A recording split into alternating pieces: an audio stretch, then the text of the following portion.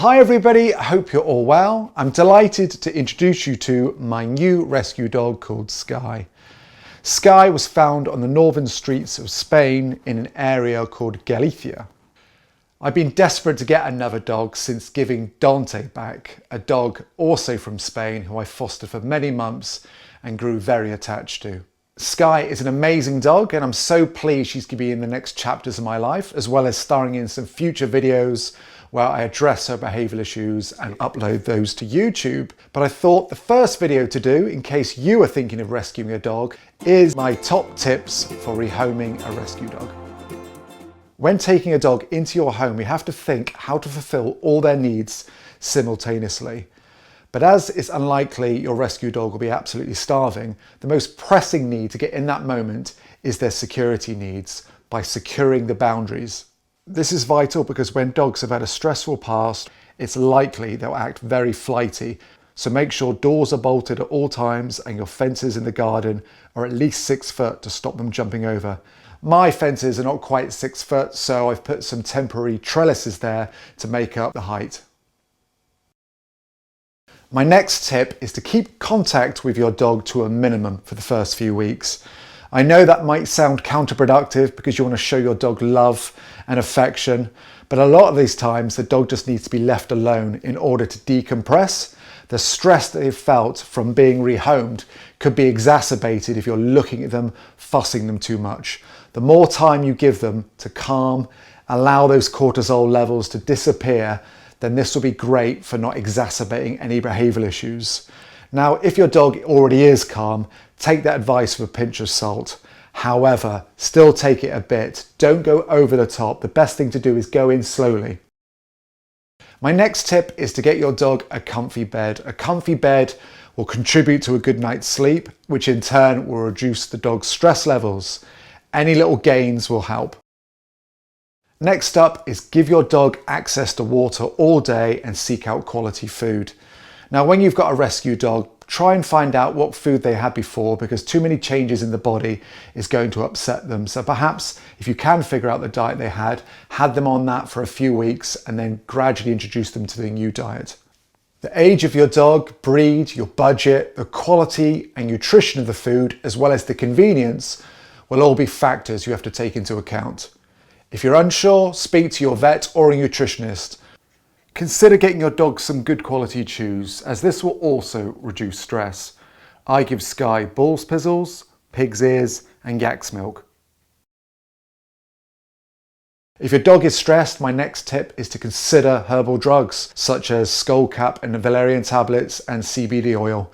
I've heard many people claim these products have made a difference and helped their dogs. I did use them for Skye. I can't say for sure if it helped or not. If your dog's super stressed, speak to your vet and they could possibly give you something stronger. Next up, choose an environment for your dog to sleep at night, preferably a quiet area that's close to you. However, I appreciate that might not be suitable.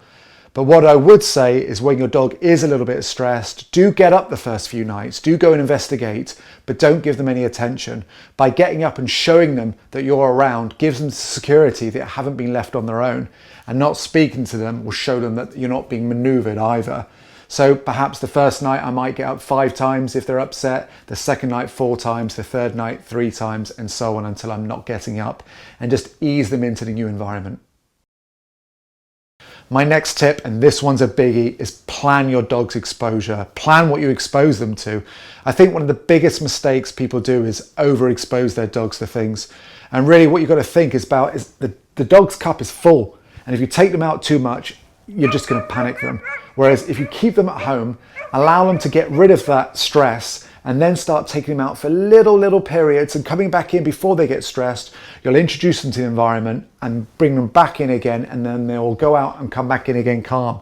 Whereas if you take them out for like 2 hours, they'll relate that whole experience to being stressful, and this is when behavioural issues will come.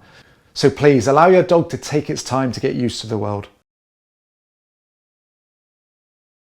Next tip, consider a non-slip harness. Now a non-slip harness does exactly what it says on the tin. It doesn't allow your dog to slip out of it, which is very, very useful in the moments when they're feeling very flighty or nervous. But there's also a flip side to that. A non-slip harness, the dogs usually have to put their heads through the hole.